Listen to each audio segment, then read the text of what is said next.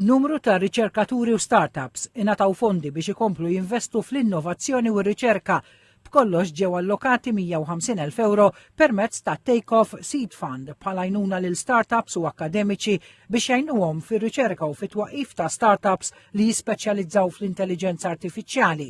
Lotjiet ivarjaw minn 2,500 euro sa 25,000 euro għal kull proġett.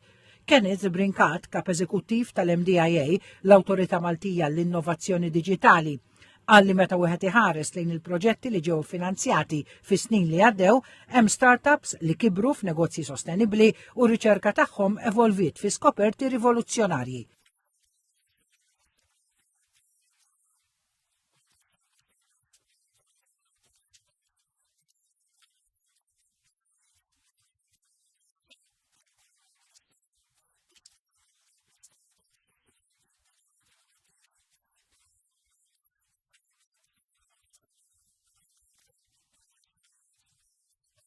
Waqt iċ-ċerimonja tal-loti taċ-ċertifikati waqt it-Take-Off Seed Fund Awards, il-Ministru għall-Ekonomija, Intrapriża u Proġetti Strateġiċi Silvio Xkembri għalli dawn il-fondi mhux biss huma investiment fir-riċerkaturi u l-startups iżda wkoll fil-pajjiż biex javvanza fit-teknoloġiji avvanzati.